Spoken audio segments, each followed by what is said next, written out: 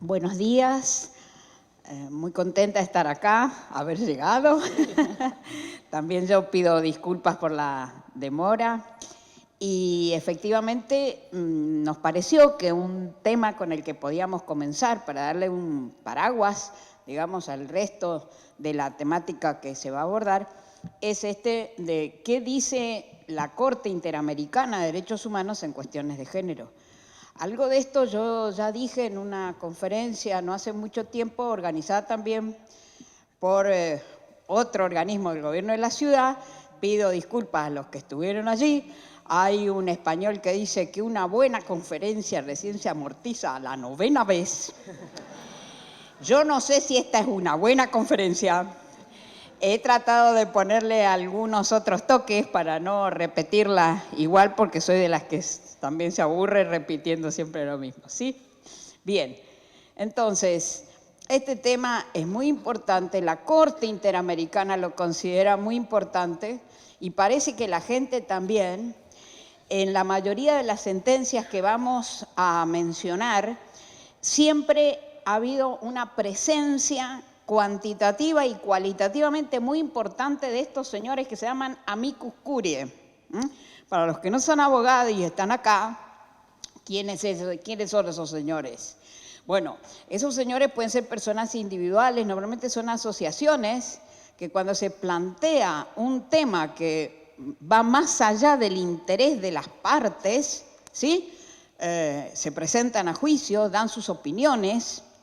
No son peritos, no son los peritos esos tradicionales que nosotros estamos acostumbrados a ver en los juicios, sino que son, por eso se llaman amicus curiae, o sea, amigo del tribunal. Se supone que vienen a prestarle información que al tribunal le va a resultar difícil tener por otro lado, ¿sí?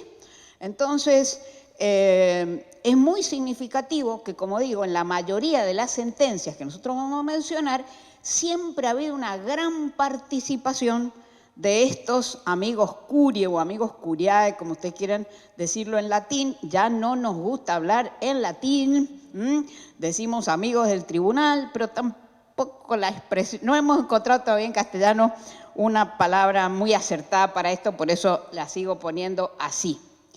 Un segundo punto que quiero señalar con ustedes es que nosotros estamos acostumbrados, tanto la gente de derecho como la de no derecho, a que el tribunal dicta una sentencia, ¿sí? Dicta una sentencia. A veces en forma oportuna, muchas veces en forma muy retardada. Toda la gente se queja de cuánto se demora la justicia, etcétera, etcétera. Pero de lo que pocas veces nos ocupamos es de que esa sentencia se cumpla, ¿sí? Entonces, vemos muchísimas sentencias y más de uno de ustedes conocerá sentencias que incluso en materia de alimentos no se cumplen. Bueno, la Corte Interamericana de Derechos Humanos está muy preocupada por esto que se llama la eficacia de la sentencia. O sea, que la sentencia se cumpla, que lo que dice el derecho se cumpla, que no sea una regla y una declaración, ¿sí? Sino que efectivamente lo que dicen los tratados de derechos humanos, lo que dicen las leyes, lo que dicen las sentencias, en los hechos no quede en una declaración. Para que nos entendamos, para que no sea algo que colgamos en un cuadrito y lo colocamos en algún lugar de la casa, no quiero decir dónde, que es el peor de todos, donde, no. El derecho no tiene que ser esto, sino que el derecho se tiene que aplicar, llegar a los hechos. Como decía un gran constitucionalista argentino, el doctor Germán Villar Campos, a veces entre la ley y lo que pasa en la realidad y la aplicación de esa ley, hay la misma diferencia que el remedio que está en la estantería de una farmacia y el remedio que el enfermo se ha tomado y que efectivamente le ha hecho bien.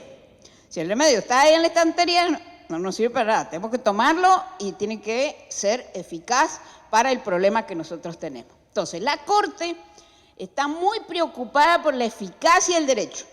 Entonces, miren, por ejemplo, una especie de fórmula que utiliza en casi todas las sentencias referidas a este tema. Dice, el andamiaje jurídico nacional e internacional de los derechos humanos descansa sobre el principio imperativo de la protección igualitaria y no discriminadora, que es de lo que nos vamos a ocupar nosotros ahora, pero efectiva de la ley.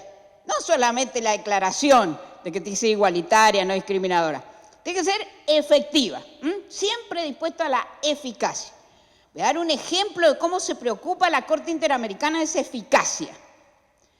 Hubo un caso muy resonado acá, que fue ese caso Artavia Murillo contra Costa Rica. Ese caso lo hemos citado a morir durante toda la discusión de la interrupción del embarazo, etcétera, etcétera. Ese caso lo hemos citado ahí en la interrupción del embarazo por cosas que dijo la Corte. Pero en realidad lo que se discutía ahí, el problema fáctico, lo que pasaba en los hechos y por qué llegué a la Corte Interamericana, es que la Corte de Costa Rica, a través de lo que había declarado sobre los embriones in vitro, había provocado que el sistema de la seguridad social de Costa Rica no cubriera los tratamientos de técnica de reproducción humana con embriones in vitro.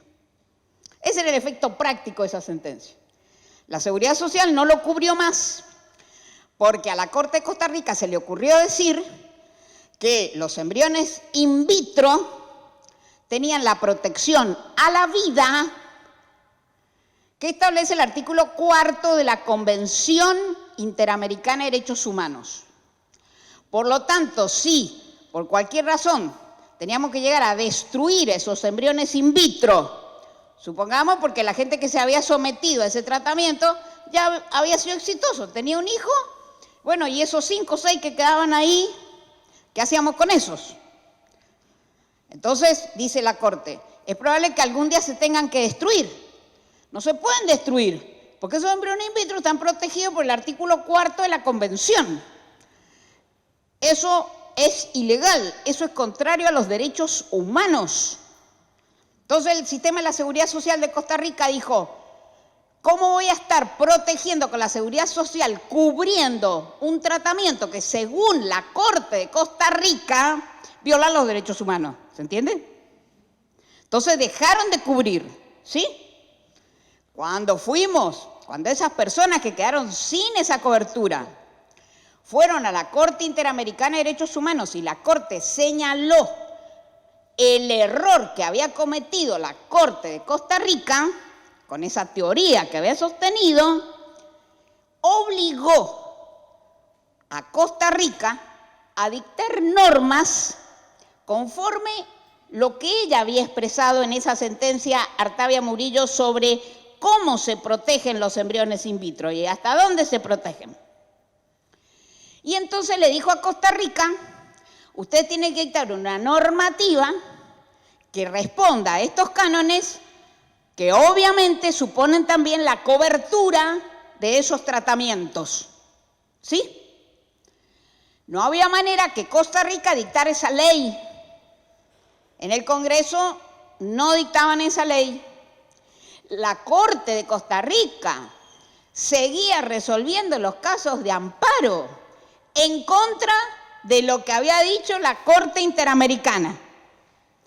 ¿Qué hizo el presidente de Costa Rica? El presidente de Costa Rica fue de nuevo a la Corte Interamericana y dijo, señores de la Corte Interamericana, yo quiero cumplir con esta sentencia. Yo quiero cumplir con lo que ustedes han dicho. Pero mire qué legislatura tengo. Mire qué corte tengo. ¿No me dejan cumplir? Así que yo he dictado este decreto. Este decreto que sigue sus pautas, pero que la Corte lo ha declarado inconstitucional. Y como la Corte lo ha declarado inconstitucional, entonces seguimos sin cobertura. ¿Me van siguiendo en el relato? Entonces fue el propio presidente de Costa Rica el que va a la Corte y le dice, señores, yo quiero cumplir la sentencia. Quiero cubrir estos tratamientos. ¿Qué hizo la Corte de Costa Rica? La Corte Interamericana de Derechos Humanos. La Corte Interamericana de Derechos Humanos, que sesiona en Costa Rica, por eso a veces se me va a ir el Costa Rica, la Corte Interamericana de Derechos Humanos En definitiva, lo que dijo es: rija en Costa Rica este decreto hasta que al legislador se le ocurra dictar una ley. Esto, para los que no son abogados, quiero aclararle que una cosa terrible. Porque la Corte había dicho, no rige el decreto. Y ahora la Corte Interamericana le tira la oreja a la Corte de Costa Rica y le dice, ustedes dirán que soy inconstitucional, pero yo digo que rija.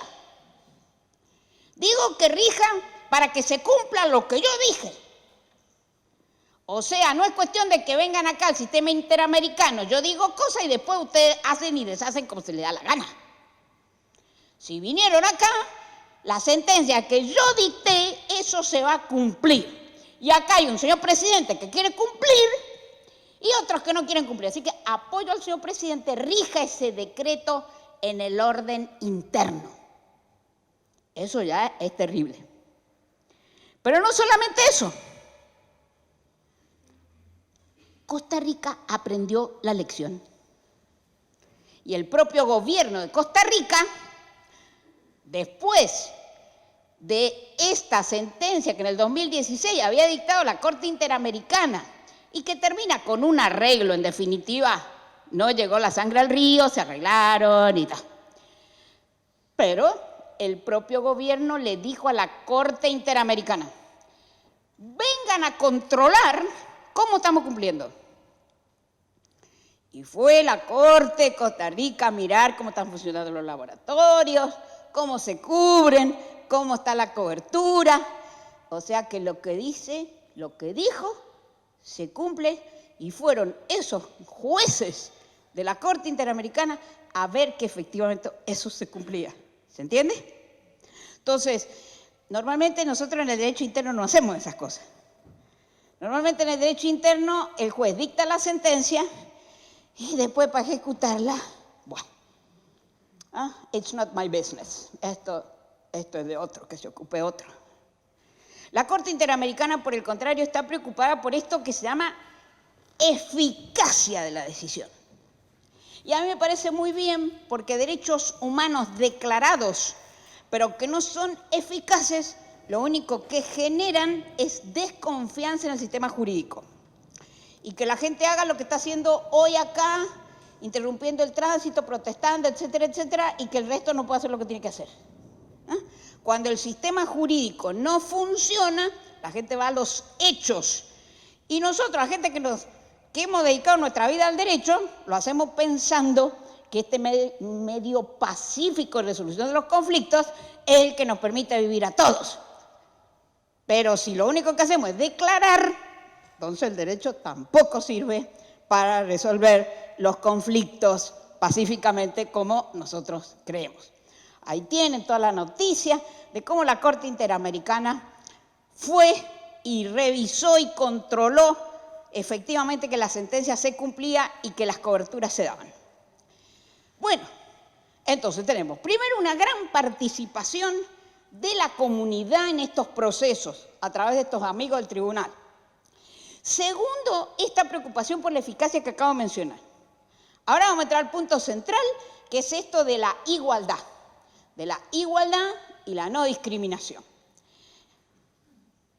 Lo primero que quiero señalarles, conectado con esto que ella acaba de decir recién, sobre estas diferencias entre lo público y lo privado, y cómo esta diferencia entre lo público y lo privado ha sido precisamente uno de los elementos de sometimiento de las mujeres por parte del derecho.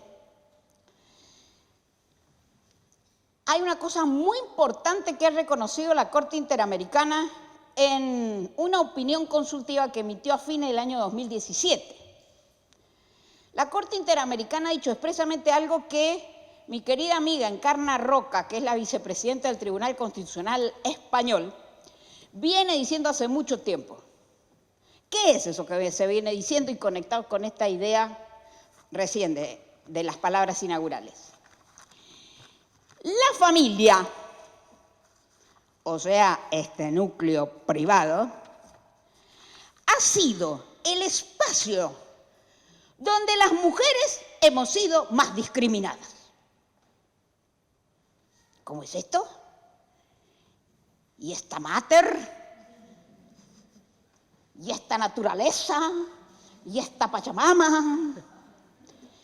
Y sin embargo, es en la familia donde hemos sido más discriminadas. Pero hemos sido discriminadas, aquí viene el tema, no solamente por las pautas sociales dominantes. El derecho ha amparado esa discriminación. Por años, por siglos, el derecho dio cobertura, dio paraguas a esto. ¿Y cómo nos lo dice la Corte Interamericana? Dice, mire, la existencia de la familia no ha estado al margen del desarrollo de la sociedad, obviamente. Su conceptualización ha variado, evolucionado, conforme el cambio de los tiempos. Es lo que le enseñamos siempre a los alumnos en la facultad. No hay un concepto estático de familia, no hay un concepto estático de matrimonio, no hay un concepto estático de filiación. Todos estos son conceptos culturales que van cambiando con el tiempo. Muy bien, esto es lo que dice la Corte acá. Hasta ahí le podríamos estar diciendo chocolate por la noticia, ¿sí? A la Corte. Pero, ¿qué dijo también? Las sociedades contemporáneas se han desprendido de nociones estereotipadas respecto de los roles que los integrantes de una familia deben asumir, muy presentes en la sociedad de la región al momento de la creación de la convención. O sea, la Corte reconoce que cuando esta convención se firmó, acuérdense, la Corte Interamericana de Derechos Humanos, ¿qué mira en principio? ¿Cuándo me puedo ir yo para allá? Cuando estoy denunciando la violación de la convención. Yo digo, Argentina violó la convención, violó el Pacto de San José de Costa Rica. ¿Qué artículo? El 4, el 13. Entonces, pues la Corte, ¿cuándo actúa? Fui a la comisión lleva todo un procedimiento ahí, le da una vista. ¿Qué quiere decir eso? Le da la posibilidad de defenderse al Estado al que yo estoy acusando de haber violado esas normas, trata que se llegue a un arreglo. Si el país, si la comisión llega al convencimiento de que efectivamente ese país violó y lo considera pertinente, le manda el expediente a la Corte. ¿Se entiende? O sea, yo no puedo llegar a la Corte si la comisión no me acompaña. Yo denuncié. Los señores de Costa Rica denunciaron que se habían quedado sin cobertura, ¿sí? ¿Cómo hicieron para que la Corte interviniese? Y primero fueron a la comisión hizo todo el trámite, y después la comisión consideró que era suficientemente grave como para llevar el asunto a la Corte. ¿Se entiende? Muy bien. Entonces, ¿qué dice la Corte acá? Mire, cuando esa convención, que yo tengo la obligación de controlar que se cumpla, se dictó, aquí en América Latina, o sea, mitad del siglo XX, la Corte reconoce que en ese tiempo esa convención provenía de países latinoamericanos donde estaban rigiendo los estereotipos sociales. ¿Sí? O sea, la convención se dicta en un momento en el que la legislación de prácticamente toda América Latina es una legislación estereotipada en materia de familia. Y nos pone ejemplos de eso. Por ejemplo, dice, en Guatemala, para el año 1998, acá hay mucha gente joven, ¿le parece que 1998 es una... Bueno, sí, el siglo pasado, efectivamente. Pero una cosa... Bueno, para ustedes, 20, 25 años es mucho, pero en la historia de los pueblos, 25 años es nada. Aun cuando para nosotras y este movimiento de las mujeres, estos últimos 25 años son extraordinarios, por la gran revolución que se ha producido. Bueno, entonces, miren lo que dice la Corte. Hasta el año 1998, Guatemala tenía todavía normas vigentes en el Código Civil que disponían que la mujer casada solo podía ejercer una profesión o tener un empleo cuando no perjudicase sus funciones de ama de casa y de madre. Eso, señores, no estaba en la cabeza de los machistas guatemaltecos. Eso estaba escrito en el Código Civil. de Guatemala. Estaba escrito. Y como dice mi marido siempre, hay cosas que yo puedo pensar, puedo decir, pero nunca escribir, ni mucho menos firmar. Dice, esto estaba escrito en el código. Muy bien. Entonces, después nos dice, mire, ojo, no era solo en Guatemala esto, ¿eh? En Nicaragua, país que ha pasado por una revolución comunista, social. Nicaragua, no estoy mencionando porque Nicaragua, ¿qué decía ese código civil? Aún durante esos gobiernos, socialistas, comunistas, marxistas, llamarlo como usted quiera. El marido es el representante de la familia. En su defecto, la mujer. ¿Cuándo se derogaron estas normas? Recién en el año 2014. En Paraguay, acá arriba, 1992. ¿Qué decía el código del Paraguay? Que había copiado al código de Vélez en su momento. Después se dictan su propio código los paraguayos. Pero este código, hasta 1992, como decía en materia de algo tan elemental como es ejercer una profesión, tener un empleo, respecto a las mujeres. Decía, será necesaria la conformidad de ambos cónyuges, menos mal de ambos cónyuges, aunque sea para que no me manden a trabajar si no quiero, ¿no? Entonces dice, será necesaria la conformidad de ambos cónyuges para que la mujer pueda realizar válidamente los actos siguientes. Primer acto, ejercer profesión, industria o comercio por cuenta propia o efectuar trabajo fuera de la casa. Necesito el consentimiento del marido. Ahora, no me lo da. ¿Qué puedo hacer? Voy al juez y le pido, mire, señor juez, mire el marido que tengo, no me deja trabajar, etcétera, etcétera. Y entonces el juez me lo puede dar ese consentimiento. Pero miren cuándo. Dice, en todos los supuestos en que se exige el acuerdo del marido, si éste lo negare o no pudiere prestarlo, podrá la mujer requerir al juez la debida autorización, quien la concederá cuando la petición respondiere a las necesidades o intereses del hogar, no a lo que la mujer quiere hacer. Pero señores, estas normas rigieron hasta el año 1992. No son del medioevo, por favor. Bueno, ¿y por qué nos causa tanto estupor esto que estamos leyendo? Nos causa estupor porque lo consideramos indigno, ¿no es cierto? Por eso. ¿Y la Corte Interamericana qué nos dice? Nos dice que el concepto de igualdad está vinculado al de dignidad. Y dice, la noción de igualdad se desprende directamente de la unidad de naturaleza del género humano y es inseparable de la dignidad esencial de la persona, frente a la cual es incompatible toda situación, Muchos quieren eliminar la palabra dignidad. Quiero decirle, la palabra dignidad no aparecía en los códigos civiles decimonónicos. Esa palabra dignidad, por ahí alguna constitución, pero no venía del derecho privado en esta separación que hemos hecho. ¿Sí? La palabra dignidad la hemos incorporado ahora a nuestro lenguaje. Y hay algunos que dicen que es inútil que la hayamos incorporado, porque la palabra dignidad en realidad nadie puede decir qué es lo que es la dignidad. Y que si nos piden un concepto de dignidad, ninguno de nosotros lo podemos dar. O que cada uno va a dar un concepto diferente. A lo mejor es cierto eso, que cada uno va a dar un concepto diferente. Pero acá no estamos hablando de los conceptos ni de las abstracciones.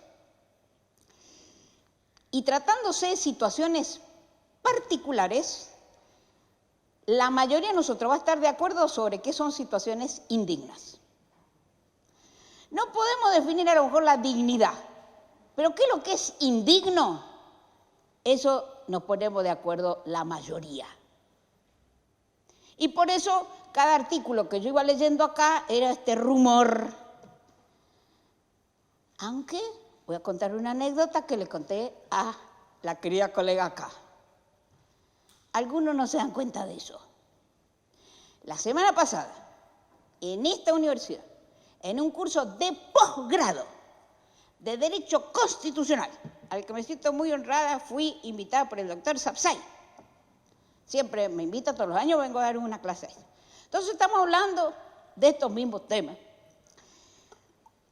Y un abogado que está sentado, que sigue un curso de Derechos Fundamentales, me dice, pero mire, doctora, yo tengo un cliente que mire el problema que me ha traído al estudio. Dice, labura como un negro mi cliente, 12 horas por día, 14 horas por día, es chofer, tensiones propias todo el tiempo, tiene 3 hijos. La mujer siempre se ha dedicado al cuidado de los hijos. Llevan 17, 18 años casados. Esto sin ni un sí ni un no, ¿no es cierto? Y fíjese lo que le pasó a mi cliente. ¿Qué le pasó? Llega una noche muerto de cansancio a su casa y la mujer lo espera con esta noticia. Le dice, mirá, por favor, desde el mes que viene, elegí, dice, porque hay 2 días de la semana que tendrías que llegar más temprano, porque yo voy a tomar clases de teatro 2 veces por semana. Y me dice el abogado, ¿a usted le parece, profesora? Y yo, ¿qué le iba a decir a ese señor? Lo mandé a ver, no lo pensé, lo mandé a ver una película. Le dije, vaya a ver Kramer versus Kramer. Ahí va a entender usted lo que le pasa a esa mujer. Bueno, muy bien. Entonces, vuelvo al concepto de dignidad. De eso estamos hablando, ¿sí? Traje esta anécdota aquí, pero bueno. Entonces, estamos hablando de la dignidad. Entonces, ¿qué es lo que dice la Corte?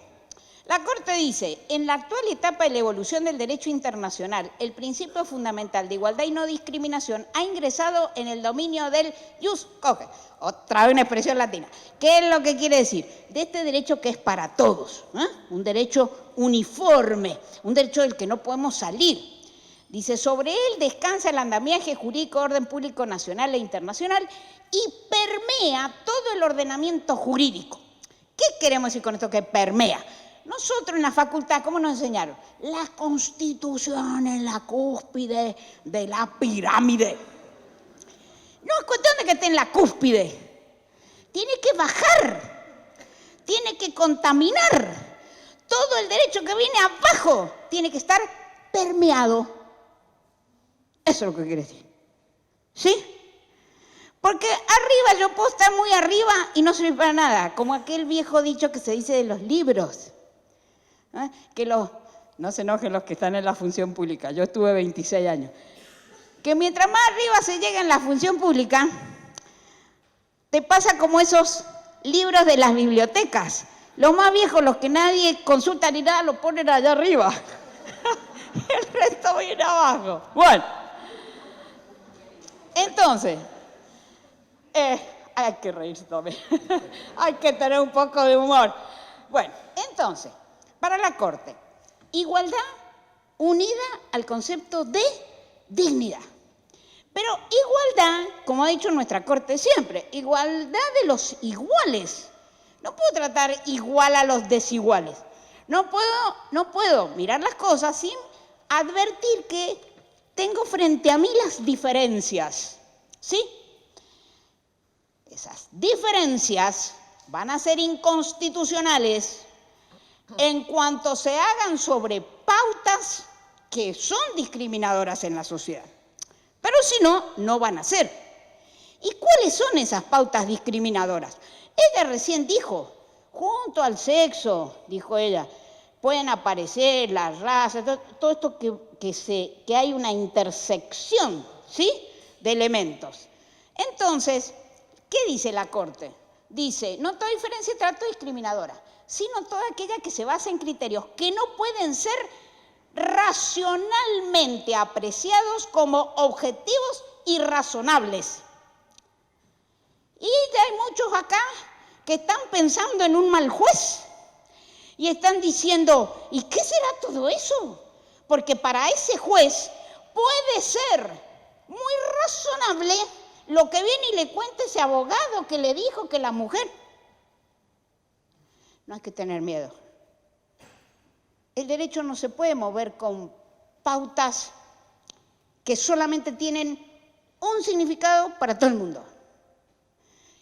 ¿Por qué? Porque el derecho es una ciencia que acompaña a la sociedad cambia y por lo tanto cambian también las nociones jurídicas y los conceptos jurídicos.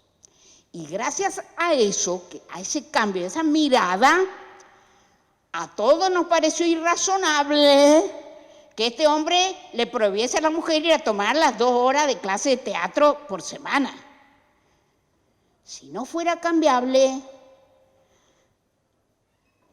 todavía estaríamos con que el marido, como decían los viejos códigos y otros tantos que estamos viendo, le podría estar negando a la mujer ese derecho de ir esas 2 horas por semana a estudiar teatro. Y entonces, ¿qué dijo la Corte?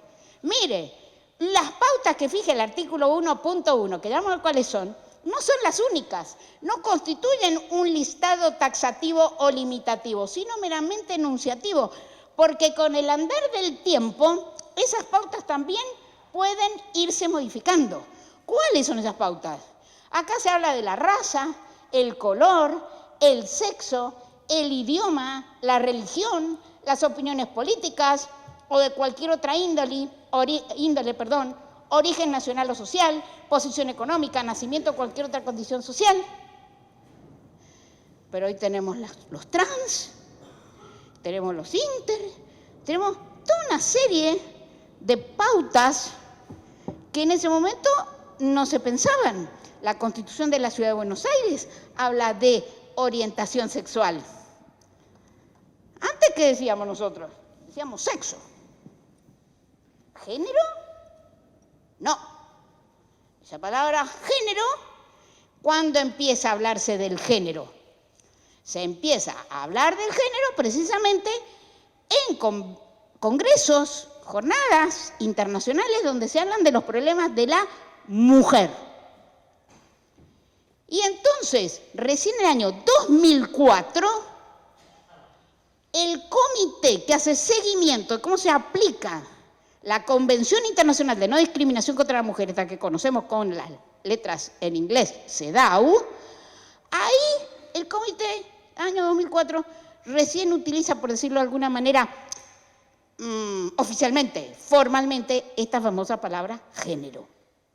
¿Sí? Muy bien. Entonces, si esto es así, y si yo estoy viendo que hay en la sociedad diferencias, como decía un poeta francés, todos tenemos derecho a dormir bajo los puentes de París. ¿Pero quiénes duermen bajo los puentes de París? Los que no tienen casa, los homeless. Ahora, derecho, todos tenemos igual derecho a dormir bajo los puentes de París. Ya ni siquiera esa frase del poeta se utiliza, porque si estoy bajo el puente de París viene la policía francesa y me lleva a los hogares de los homeless. Muy bien, pero ¿qué quiero decir con esto? ¿Y qué quiso decir entonces el constituyente nuestro en el año 1994? Cuando dijo, mire, hay grupos que detecto que la sociedad discrimina. Yo digo que todos somos iguales, pero la sociedad discrimina y hay grupos de personas que por pertenecer a alguna de estas pautas que acabo de mencionar, la sociedad discrimina. Y el constituyente del año 1994 presumió que la sociedad discrimina a 4 grupos como mínimo, sin perjuicio que después vayamos agregando otros. ¿Quiénes son esos 4? Los niños, los ancianos, las personas con discapacidad y las mujeres. Entonces así ya en el año 1994, a través de esta norma que tuvo nuestra Constitución, como que le tapó la boca a los que se quejaban de las leyes de cupo femenino en los partidos políticos, que fueron anteriores a la reforma del año 94. Y que algunos decían esto es inconstitucional.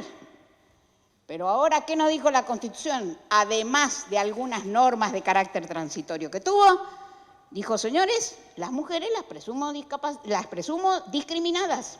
Entonces, como las presumo discriminadas, puedo tomar esto que se llama ¿cómo?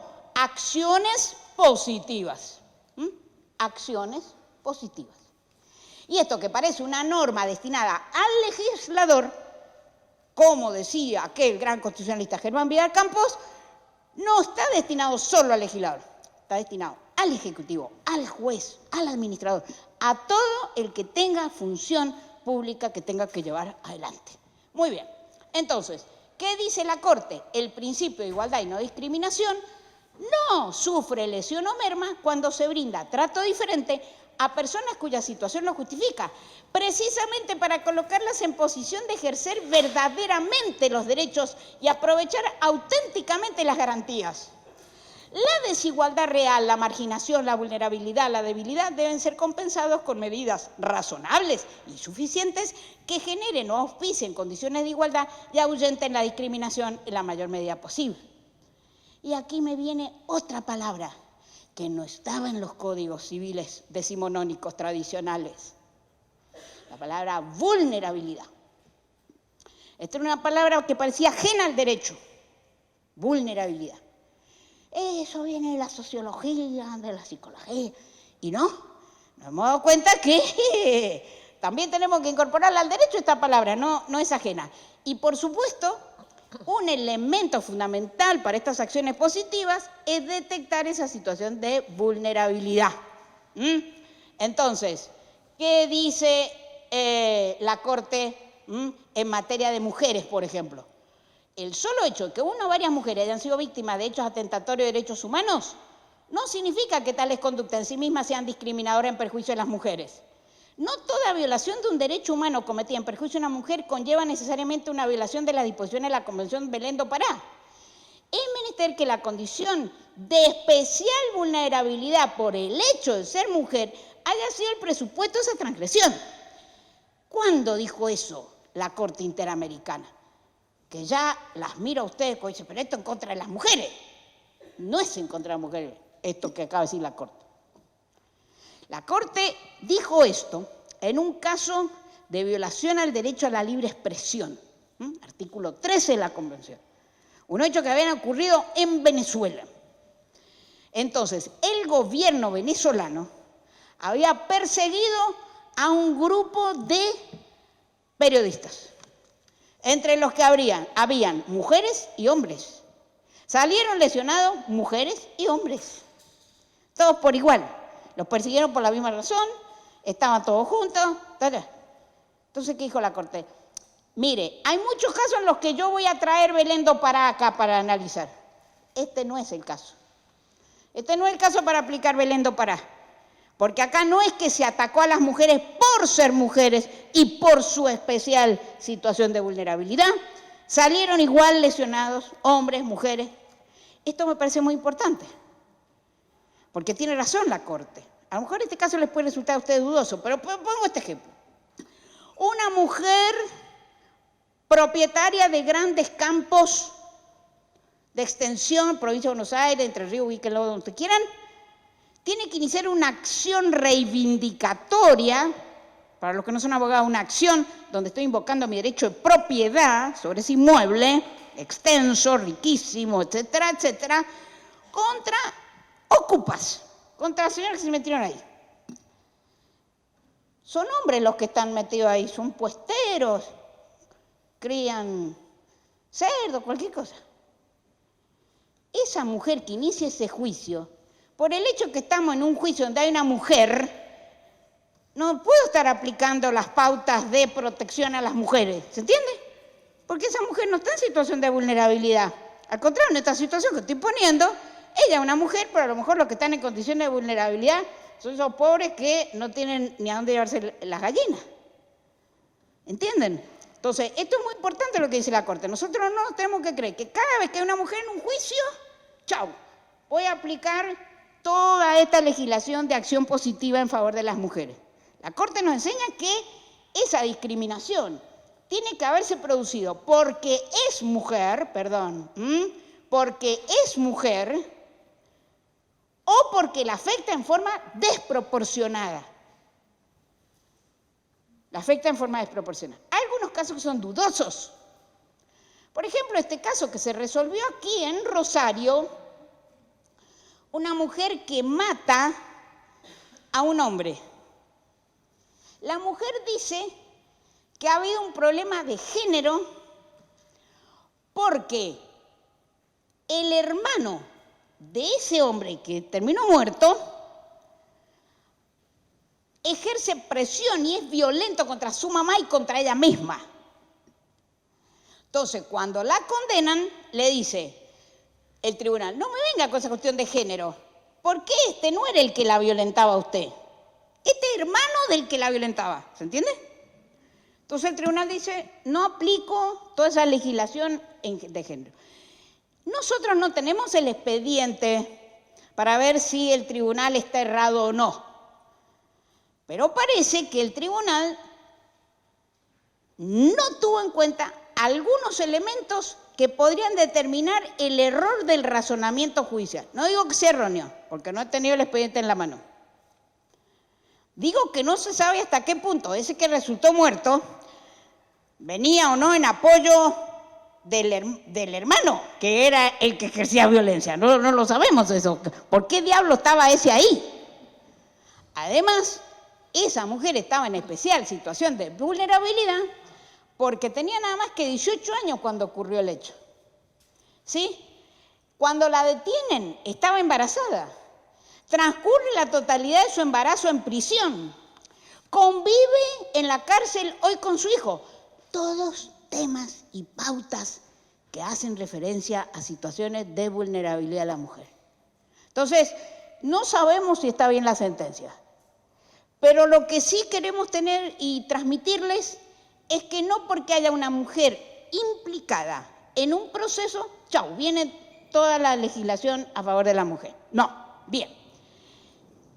¿Y por qué esto es así como yo digo? O sea, no es lo que yo digo, sino porque la Corte dice lo que está diciendo. Porque la Corte valora muchísimo un concepto que es el concepto de los estereotipos. Ese aparece en todas las sentencias de la Corte, aparece esto de los estereotipos de género.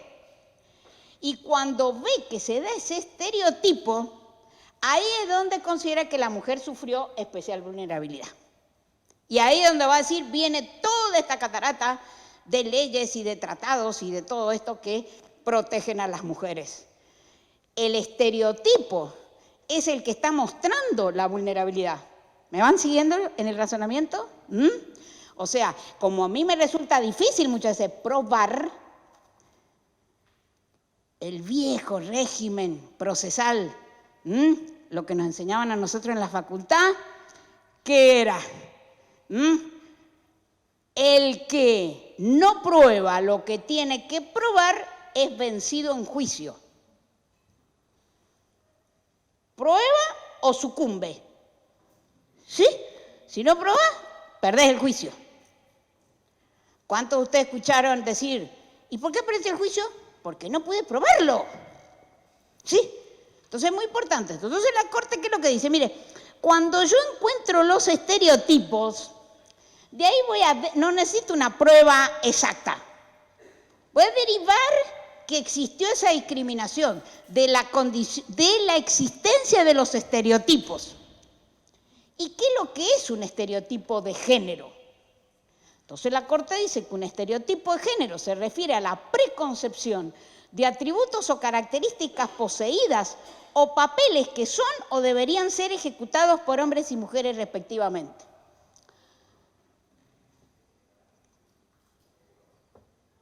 ¿Sos pobre? ¿Dónde estás viviendo? Seguro te dedicaste a la prostitución. Típico estereotipo. ¿Sos trans? ¿Sos prostituta? Seguro que sos drogadicto.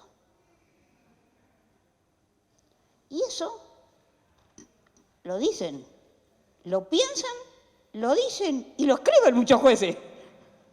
Hubo un caso terrible en La Plata.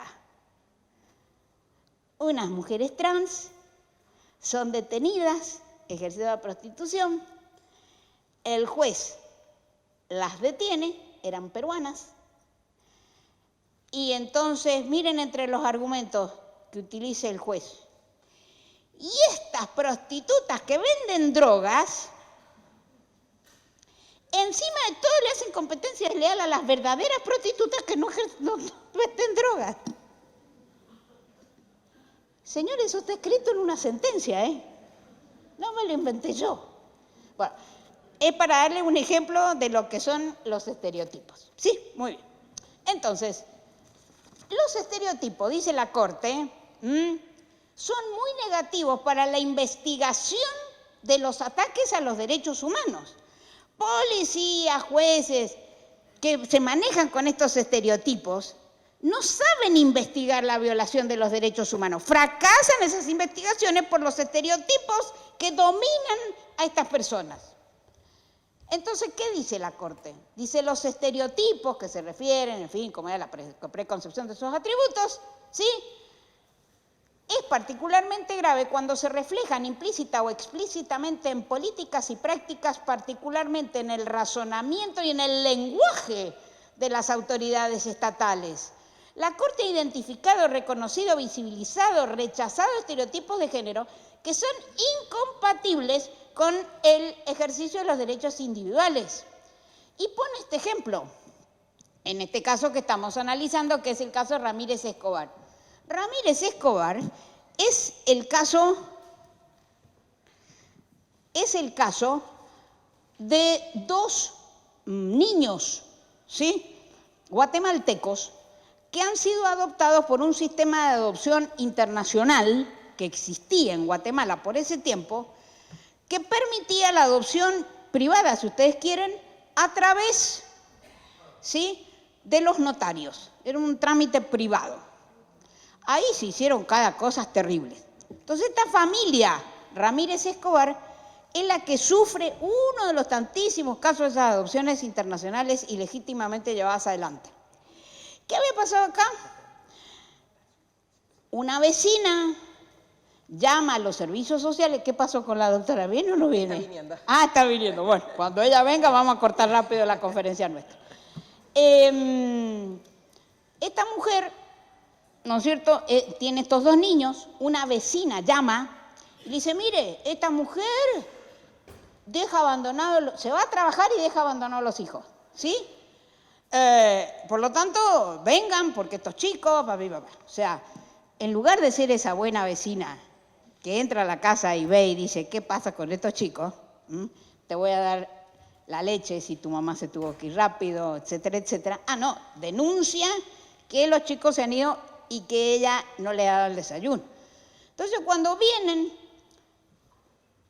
como esos niños en esos estados supuestamente de abandono, etcétera, etcétera, son los que después voy a llevar al sistema de la adopción privada e ilícita que les estoy mencionando, entonces hay todo un sistema corrupto que recoge a todos estos niños como objetos para destinarlos a estas adopciones ilegales. Todo eso se probó en este juicio, ¿sí? Entonces, fíjense ustedes que acá, ¿qué dice la Corte? Algo también muy importante para este caso. Dice, mire, ustedes se preocuparon de ver quién era esta señora. Le dijeron que no respondía a las características propias del ser madre, sin explicar qué es lo que es eso, ¿no? Y del padre, nadie se ocupó de buscarlo. Quiere decir que para ustedes, los únicos que se tienen que ocupar del cuidado de los hijos son las madres. ¿Y el padre? Nunca me dijeron una sola palabra sobre el padre.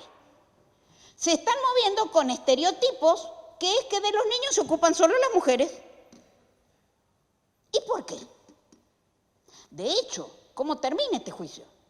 Este juicio termina de manera tal que el chico mayor, porque eran dos chicos, uno más grande y uno más chico, el que se los llevan a Estados Unidos, para colmo, uno vive en un estado, el otro vive en el otro estado, en puntos extremos de los Estados Unidos, no se vuelven a ver nunca más estos hermanos, nada de esto.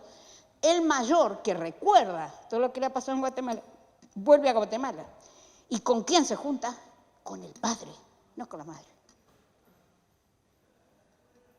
O sea, esto quiere decir, la Corte tenía razón cuando le dice, mire, ustedes se han manejado con estereotipos. El estereotipo es que es solamente la mujer la que se ocupa del hijo y no los varones.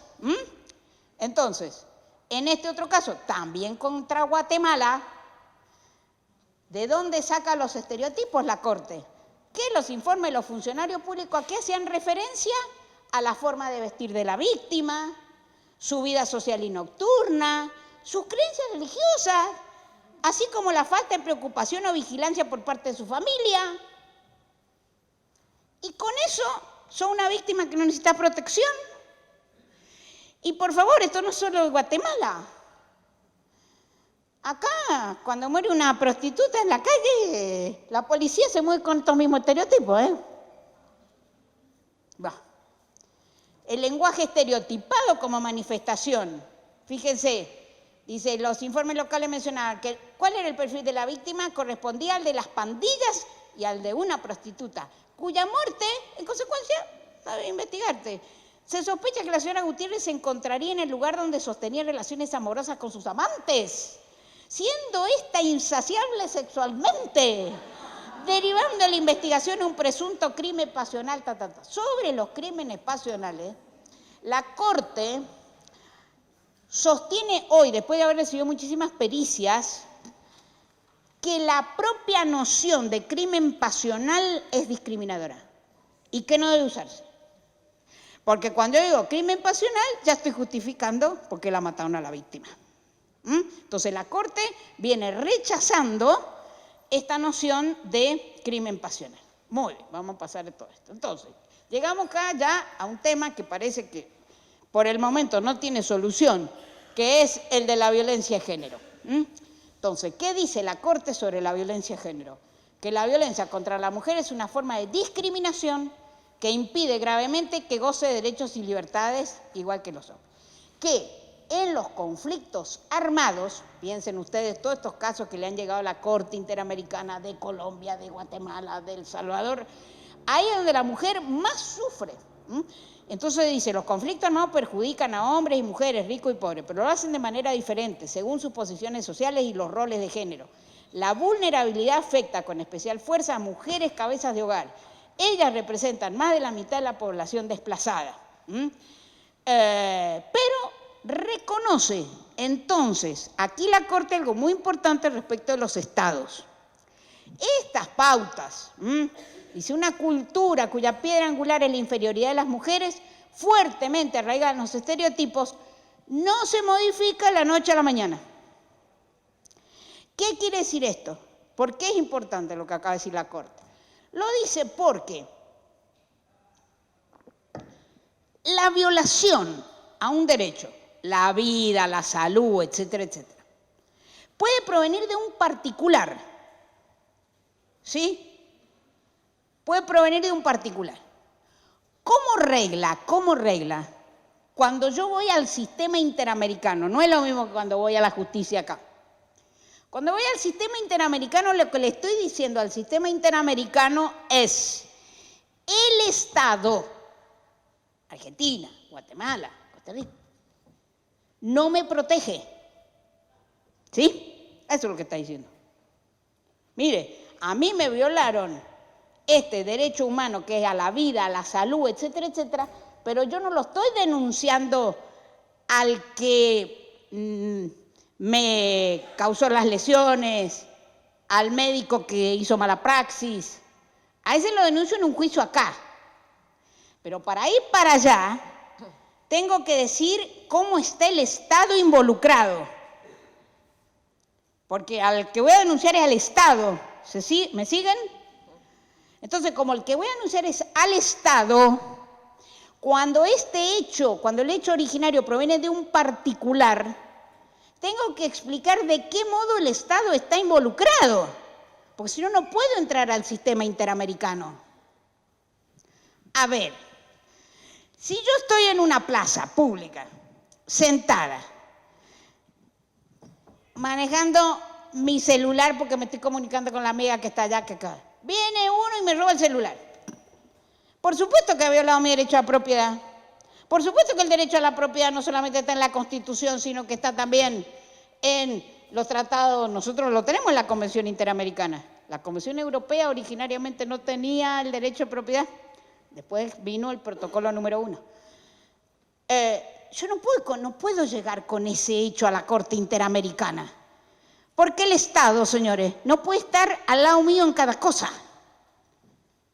Y menos mal, yo no puedo tener al Estado en cada casa. Eso sería un régimen estalinista, autoritario. No puedo tener al Estado acá y acá y acá y acá. El Estado tiene que protegernos, tiene que tomar medidas de seguridad, tiene que todo eso. Pero en el caso individual, yo mujer que sufro violencia en mi casa, por un señor que no tiene nada que ver con el Estado, no es policía, no es nada. Nunca denuncié a ninguna oficina, a nada. Eso no es lo mismo que si yo me he pasado la vida diciéndole no solamente a la policía, a la Oficina de Violencia contra la Mujer, a la comuna de Lomas de Zamora, a esto aquí fui a todos lados, golpeé todas las puertas, nadie me llevó la punta y un buen día me mataron. Ay, yo tengo un Estado que está comprometido, un Estado que ha omitido. Pero si yo no puedo denunciar esa omisión del Estado, yo no puedo ir al sistema interamericano, ¿se entiende? Entonces, ¿qué dice la Corte? Mire, esos patrones, el cambio de esos patrones culturales es una tarea difícil para cualquier gobierno. Los problemas emergentes de la sociedad, como son el alcoholismo, la drogadicción, el tráfico de droga, el pandillerismo, contribuyen a agudizar la discriminación que sufren los sectores de la sociedad que ya se encontraban en una situación de vulnerabilidad. Pero eso significa entonces que el Estado no puede ser responsable por cualquier violación de un derecho humano que viene de un particular a otro particular, pero va a ser responsable y me voy a poder ir a ese sistema interamericano cuando éste ha tenido conocimiento del riesgo real y teniendo posibilidades razonables de prevenir o evitar ese riesgo, no tomó esas medidas. ¿Esto por qué lo tengo que decir? No crean ustedes que con cualquier cosa yo me voy al sistema interamericano. Me voy al sistema interamericano cuando tengo el Estado comprometido. ¿Sí? ¿Por qué me pude ir al sistema interamericano cuando a esa mujer en Entre Ríos, que estaba embarazada, ese médico no le quiso dar el remedio que correspondía, porque además de estar embarazada tenía cáncer, porque iba a afectar al feto? Y por supuesto se nos murió el feto, la mujer y todos. Me fui al sistema interamericano porque no era cualquier médico. Era un médico de un hospital público. Entonces me fui al sistema interamericano y terminé con un arreglo que se hizo en la comisión. Indemnizaron a la familia de esta mujer, etc. Ahora, no me puedo ir con cualquier cosa entre particulares, ¿sí? Ahí tengo el Estado comprometido porque es un hospital público. Muy bien. ¿Listo? Está Rita afuera y son las 12. Así que nosotros vamos a terminar acá. ¿Sí? Y estamos en la hora que estoy hablando y muchas gracias por toda la atención que me han dado. Entonces, piensen, sepan ustedes que todas estas discriminaciones, cuando el Estado no tiene una respuesta eficaz contra esa violencia, ¿qué es lo que me pasa? Que la impunidad contra la violencia genera más violencia. Genera también la aceptación social del fenómeno. Genera su perpetuación. Genera este sentimiento y sensación de inseguridad de las mujeres, por lo que hay una persistente desconfianza en el sistema de administración de justicia. Esto es lo que los jueces no debemos tolerar. Hay que responder con estas pautas y con otras tantas. Yo este power lo dejo acá, ¿sí? Para que ustedes puedan mirar otras pautas, sepan que la Corte tiene muy en cuenta especiales situaciones de vulnerabilidad, como son mujeres en las cárceles. Mujeres en las cárceles. Mujeres durante los procesos estos de guerras internas, etcétera, etcétera. Toda mujer que por la situación económica puede encontrarse también en especial situación de vulnerabilidad. Y a todas ellas va recogiendo y va dictando una sentencia de condena al país. Entonces, los que estamos en la administración, yo ya no estoy, pero uno se sigue sintiendo juez, después de 26 años sigo siendo jueza, los que estamos no solamente en el sistema de justicia, todos aquellos que tratamos de alguna o de otra manera con estos problemas de la sociedad respecto a todas las personas vulnerables, no solamente las mujeres, los niños, los ancianos, etcétera, etcétera, tenemos que saber que nos pueden llevar al sistema interamericano. Eso al Estado le cuesta mucho dinero, porque después hay que indemnizar a las víctimas. Y ese dinero que le está costando al Estado, lo podríamos estar nosotros destinando a la educación, a la salud, a resolver y no a tener que defendernos mal, porque no podemos defendernos bien, por haber violado los derechos humanos. Si no violamos los derechos humanos en el derecho interno, nunca vamos a tener condenas de la Corte Interamericana. La Corte condena cuando nosotros violamos. Así que, por favor, dejemos de violar y entonces no vamos, esta conferencia no la voy a dar más. Gracias.